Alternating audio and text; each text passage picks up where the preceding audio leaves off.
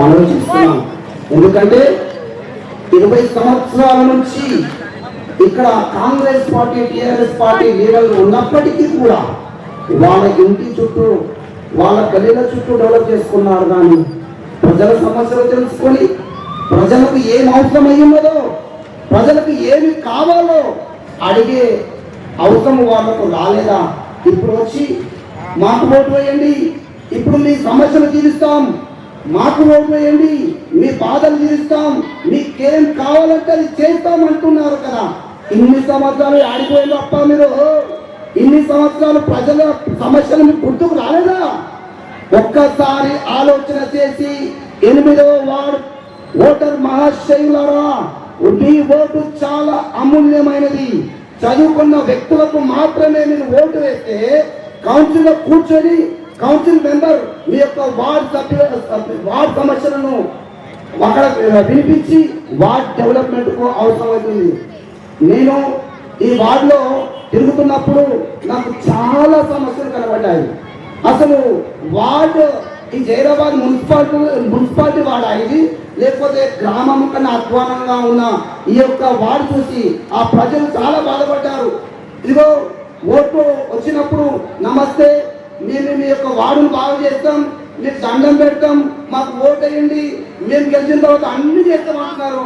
కానీ ఎవ్వరు కూడా మా బాధలు తీర్చట్లేదు. మాకు పైసలు వద్దు, కానీ మా యొక్క రోడ్లు బాగుండాలి, నాణ్యలు బాగుండాలి, త్రాగునీటి సమస్య చాలా ఇబ్బందిగా ఉన్నది, మాకు దోమల వల్ల చాలా సమస్యలు వస్తున్నాయి, రోగాలు వస్తున్నాయని వాళ్ళు నాకు వినవించుకున్నారు. నేను వెళ్తూ వెళ్తూ వెళ్తూ వెళ్తూ ఇక్కడ ఒక గృహాన్ని దర్శించినప్పుడు 20 మంది వాళ్ళు ఇంట్లో ఉంటారు. వాళ్ళ ఇల్లు చూసినప్పుడు నాకు చాలా బాధ అయిపోయింది. వాళ్ళ ఇంట్లో బాత్రూమ్ లేదు. అప్పుడు నేను ఓటు అడగాలన్నా, వాళ్ళకు బాత్రూమ్ కట్టియాలన్నా? మీరు చెప్పినామా నమస్తే, నేను గెలిచినాక మీకు గవర్నమెంట్ నుంచి మాట్లాడి నేను గెలిచినాక మీకు బాత్రూమ్ చేసి ఇస్తానన్నా? वो लीडर नहीं है जो जीतने से पहले काम करने वाला लीडर है, जो प्रजा समस्या को देख के वो काम करने वाला लीडर है. घर में बैठ के घर को जाए तो भी घर को आए तो भी काम नहीं करने वाला लीडर नहीं है. खुद का पैसा लगा के खुद का आदमी का काम करना, ప్రజల సమస్యలు తెలుసుకోవాలి, ప్రజల సమస్యలు తెలుసుకుని ప్రజల పని చేసేవాడే లీడర్. ఓ 8వ వార్డు ఓటర్ మహాశయులారా, మీకు ఇది మంచి సమయం. చదువుకున్న వ్యక్తి ఆయన నేను మీ యొక్క వార్డును అభివృద్ధి చేయాలని మీరు అందరూ వచ్చి నాకు అడిగినప్పుడు నేను ఒప్పుకున్నాను. My local RBI, my non local नहीं है, समझो. वो दूसरा पार्टी वाला बोल रहे थे, उन्होंने जीते थे, तुम कहाँ जाके पूछता उसको बोल रहे थे, तुम इतना साल कहाँ है, इतना साल कहाँ बैठे गया, तुम क्या करो, तुम्हारा पास काम नहीं है बोल के मेरे को बुलाया, तुम्हारा तुम काम नहीं कर रहा कहते ना, वही बोल के ये लोकल यूथ पूरा मेरे पास आके अन्ना हमारा गली डेवलप करना, हमारा वार्ड डेवलप करना बोल के मेरा पास आए भैया. एक बार सोचो, एक बार सोच के वोट डालो डेवलपमेंट के लिए. पतन गुट को वोट डाल के पंपर में रिजर्वेशन जीतना चाहिए. ఎందుకంటే నేను ఇంకో నా యొక్క పర్సనల్ ఎజెండా నేను ముందు పెడుతున్నాను. నేను ఎవరైతే ఆడపిల్లలు పుట్టారో వాళ్ళకు నేను 5,000 రూపాయలు ఇస్తాను.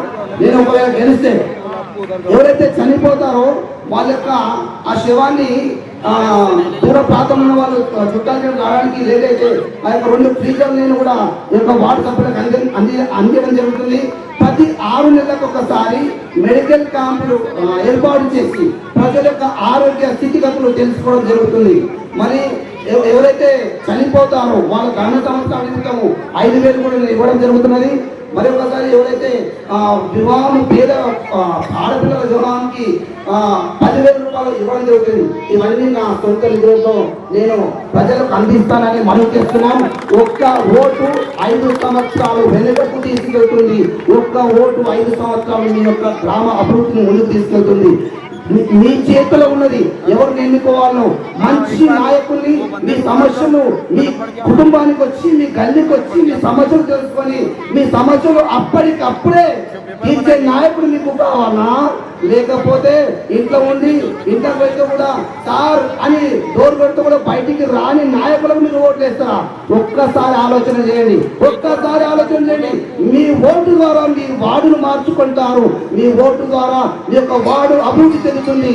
ఒక్కసారి మీరందరూ కూడా పతంగ్ గుర్తుకు ఓటు వేసి బంపర్ మెజారిటీతో గెలిపించి మీ యొక్క వార్డును అభివృద్ధి చేసుకుంటారని మనం చేస్తూ థ్యాంక్ యూ అన్న.